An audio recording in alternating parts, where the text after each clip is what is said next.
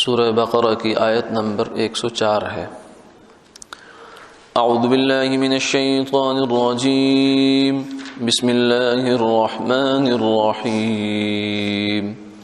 یا ایہا الذین آمنوا لا تقولوا راعنا وقولوا انظرنا واسمعوا وللکافرین عذاب علیم۔ ما يود الذين كفروا من أهل الكتاب ولا المشركين أن ينزل عليكم من خير من ربكم والله يختص برحمته من يشاء والله ذو الفضل العظيم۔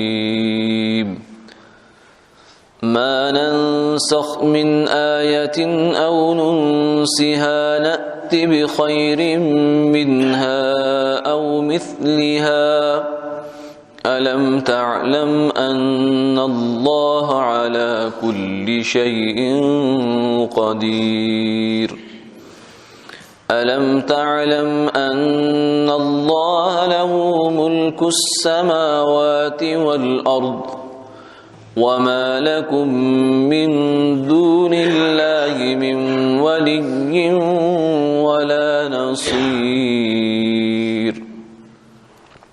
صدق اللہ العظیم۔ اے ایمان والو، تم لفظ راعنا مت کہا کرو اور انظر نہ کہہ دیا کرو، اور اس کو اچھی طرح سن لو، اور ان کافروں کو تو سزا دردناک ہوگی۔ ذرا بھی پسند نہیں کرتے کافر لوگ ان اہل کتاب میں سے اور مشرکین میں سے اس بات کو کہ تم کو کسی طرح کی بہتری بھی نصیب ہو تمہارے پروردگار کی طرف سے، اور اللہ تعالیٰ اپنی رحمت و عنایت کے ساتھ جس کو منظور ہوتا ہے مخصوص فرما لیتے ہیں، اور اللہ بڑے فضل والے ہیں۔ ہم کسی آیت کا حکم جو موقوف کر دیتے ہیں یا اس آیت کو ذہنوں سے فراموش کرا دیتے ہیں تو ہم اس آیت سے بہتر یا اس آیت ہی کی مثل لے آتے ہیں۔ کیا تجھ کو یہ معلوم نہیں کہ حق تعالی ہر شے پر قدرت رکھتے ہیں؟ کیا آپ کو یہ معلوم نہیں کہ حق تعالی ایسے ہیں کہ خاص انہی کی ہی سلطنت ہے آسمانوں کی اور زمین کی، اور تمہارا حق تعالی کے سوا کوئی یار و مددگار بھی نہیں ہے۔ یہود کی جو بری خصلتیں اور عادات تھیں ان میں سے ایک یہ بھی تھی کہ جب وہ حضور صلی اللہ علیہ وسلم کی خدمت بابرکت میں آیا کرتے تھے تو متوجہ کرنے کے لیے، یہ عربی زبان کا لفظ ہے راعنا۔ راعنا کا مطلب ہے ہماری رعایت کیجئے، جیسے آج کل کے محاورے میں ہم کہہ دیتے ہیں ایکسکیوز می، مطلب میری طرف متوجہ ہوں یا دیکھیں، تو یہ اس طرح کا ایک لفظ ہوا کرتا تھا۔ تو لیکن یہ ذو معنی تھا، اس میں دو معنی نکل سکتے تھے۔ ایک مطلب یہ ہوتا تھا کہ ہماری طرف متوجہ ہوں، اور دوسرا مطلب ہوتا تھا کہ ہمارے چرواہے۔ تو یہودی یہ لفظ بولا کرتے تھے، اور بظاہر تو اس کا یہ مطلب تھا، لیکن وہ اندر سے شرارت کے طور پر یہ کہا کرتے تھے۔ تو اللہ رب العزت کو یہ بات قطعاً گوارا نہیں ہوئی کہ ان کے محبوب صلی اللہ علیہ وسلم کے لیے ایسا لفظ بولا جائے جس میں بے ادبی کا شائبہ ہو، جس میں بے ادبی کا تھوڑا سا بھی شبہ بھی ہو، یہ بھی اپنے محبوب صلی اللہ علیہ وسلم کے لیے اللہ کو گوارا نہیں۔ تو اس لیے فرمایا کہ یہ لفظ اگرچہ ٹھیک ہے، صحابہ بھی یہ لفظ شروع میں استعمال کیا کرتے تھے چونکہ ایک محاورے کا لفظ تھا یہ، تو لیکن جب یہودیوں نے یہ شرارت شروع کی تو اللہ نے فرمایا کہ یہ لفظ چھوڑ دو، یعنی یہ فی ذاتی ہی ٹھیک تھا، مگر میرے محبوب صلی اللہ علیہ وسلم کی اس میں بے ادبی کا جو ہے وہ ایک شائبہ پایا جاتا ہے، ایک پہلو پایا جاتا ہے، اس لیے لفظ کو ترک کر دیا جائے۔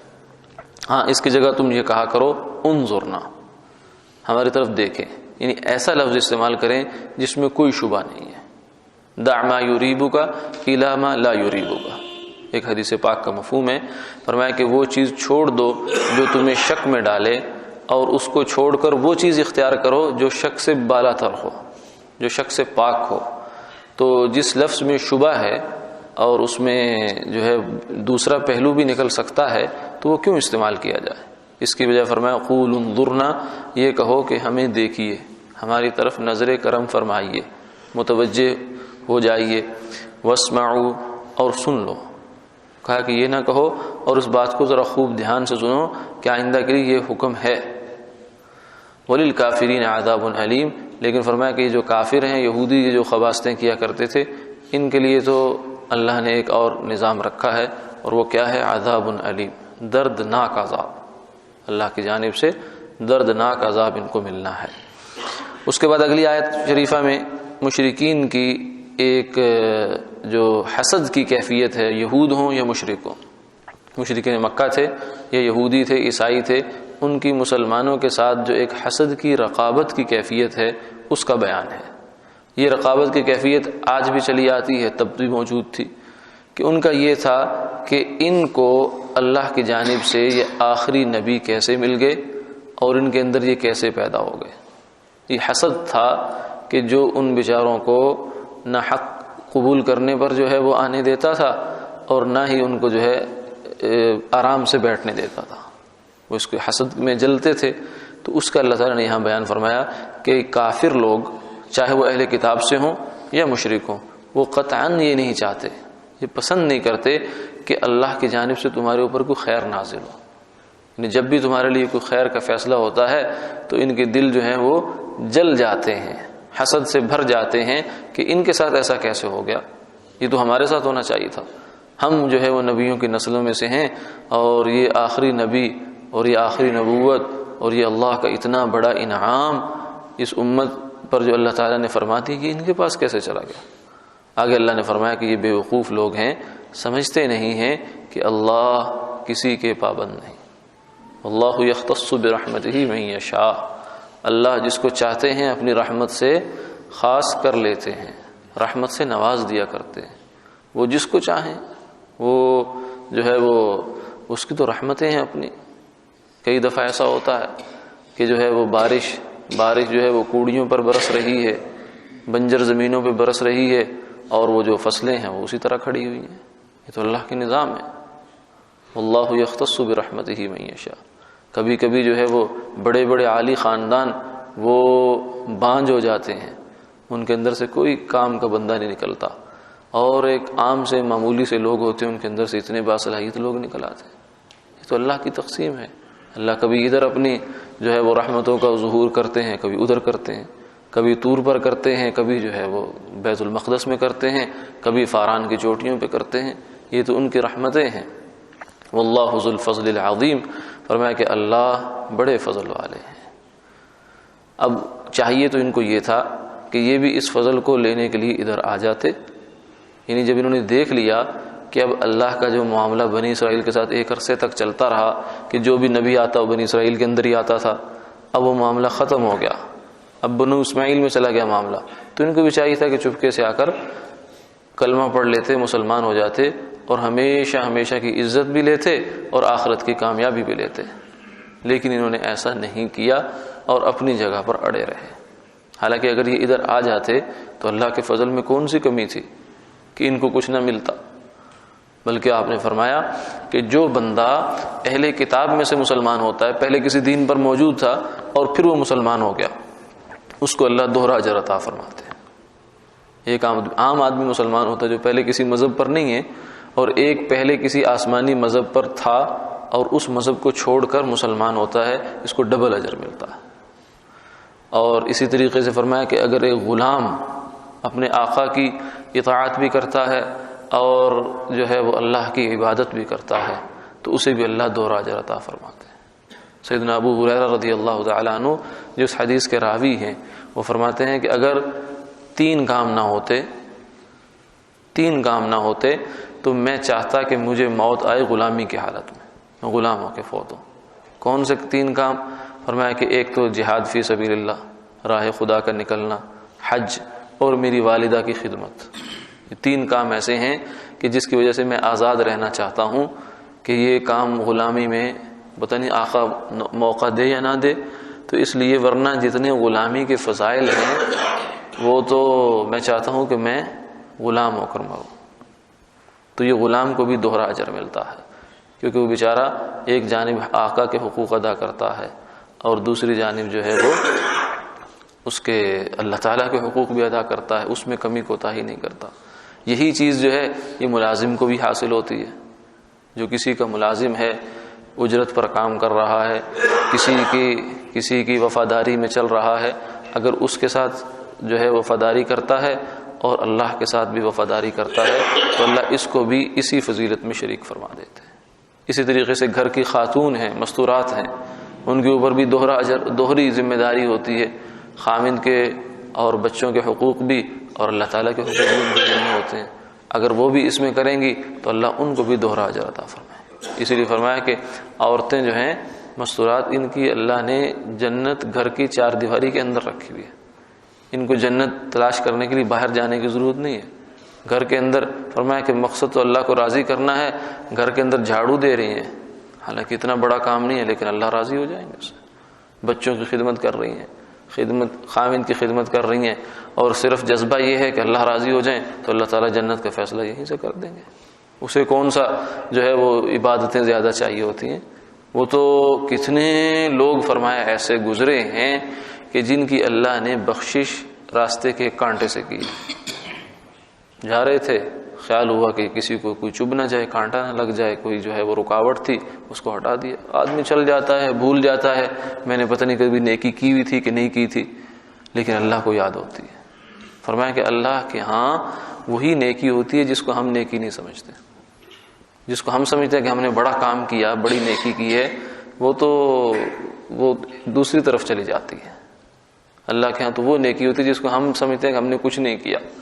اس لیے فرمایا کسی بندے کو سب کچھ کرنے کے باوجود، دین کا دنیا کے سارے کام کرنے کے باوجود اگر یہ جذبہ نصیب ہو گیا کہ میں نے کچھ نہیں کیا تو اس کو سب کچھ مل گیا. تو یہ فرمایا کہ ان کو دوہرا اجر مل سکتا تھا. واللہ ذو الفضل العظیم، اللہ تو بڑے فضل والے ہیں. تو چھوٹے چھوٹے رحمت حق بہانہ بھی جوڑے. فرمایا کہ اللہ کی رحمت جو ہے وہ تو بہانے تلاش کرتی ہے، نوازنے کے بہانے تلاش کرتی ہے. ہم تو مائل بکرم ہیں، کوئی سائل ہی نہیں ہے. اللہ فرماتے ہیں کہ ہم تو دینے والے ہیں، فضل ہے ہمارے پاس، خزانے لامحدود ہیں، لیکن کوئی مانگے تو صحیح، کوئی آئے تو صحیح، اللہ کے در پر کوئی اپنے آپ کو جھکائے تو صحیح. تو یہ یہودیوں نے اس چیز سے محرومی ہمیشہ کے لیے خرید لی.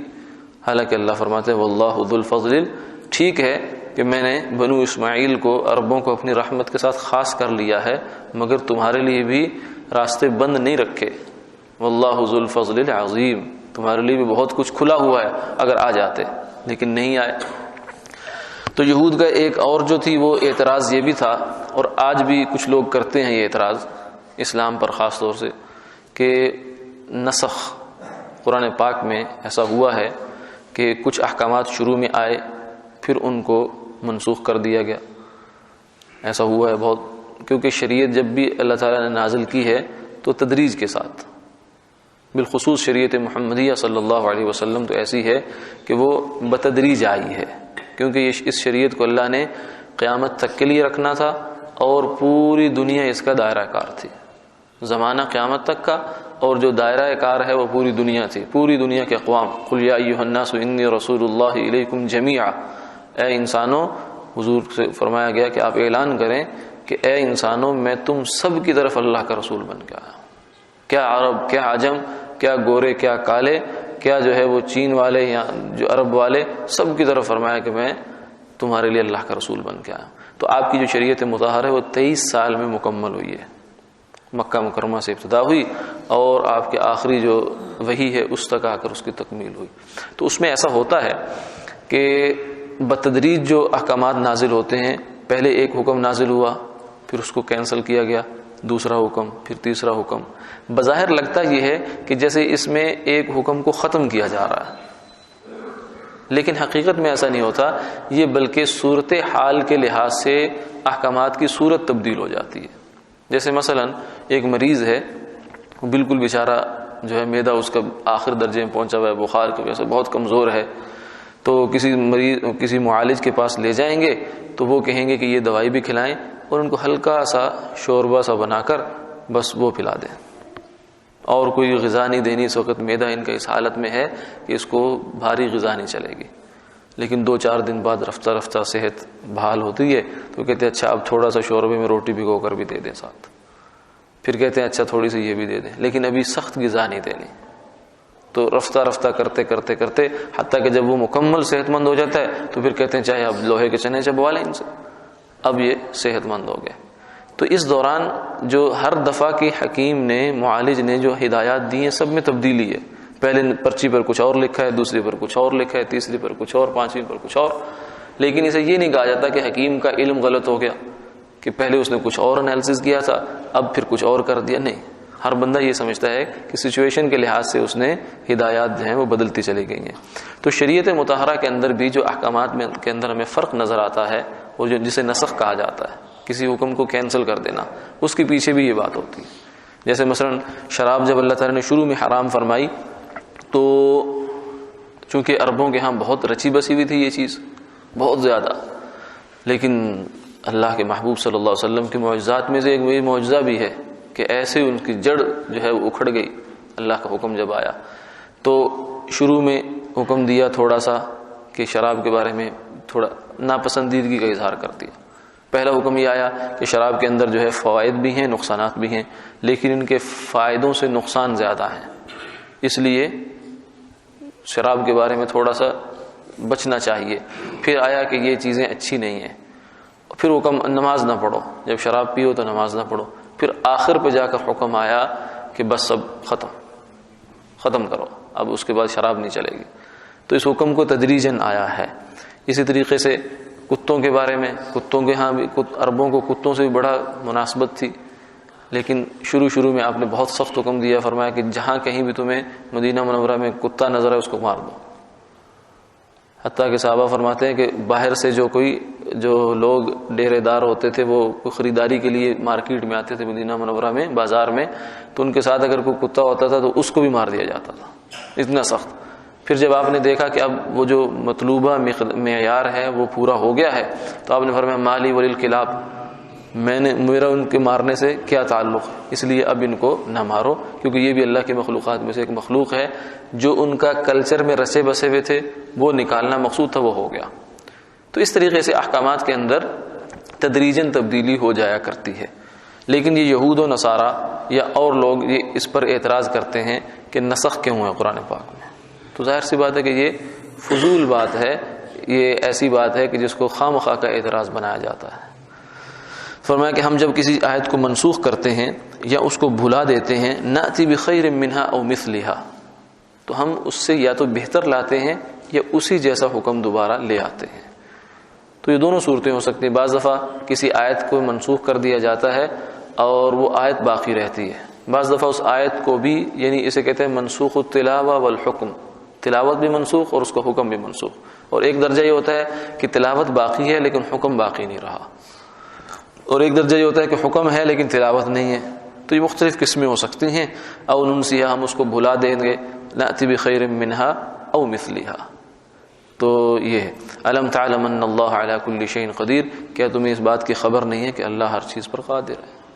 اگر اللہ تعالیٰ جو جب جیسے جتنا جس کو جو حکم دے، اللہ کے اختیار ہے، ہم کون ہوتے ہیں اسے پوچھنے والے؟ اللہ کی عظمت اگر سامنے ہو تو پھر انسان کو اللہ کے کسی فعل پر اور کسی حکم پر جو ہے وہ اعتراض کی جرأت نہیں ہوتی۔ اسی لیے حضرت تھانوی رحمہ اللہ فرماتے ہیں کہ جتنے بھی شریعت پر اشکالات ہوتے ہیں نا لوگوں کو، اس کا منشا اللہ کی عظمت کی کمی ہے، اللہ کو جانے ہی اس طریقے سے جانے ہی نہیں۔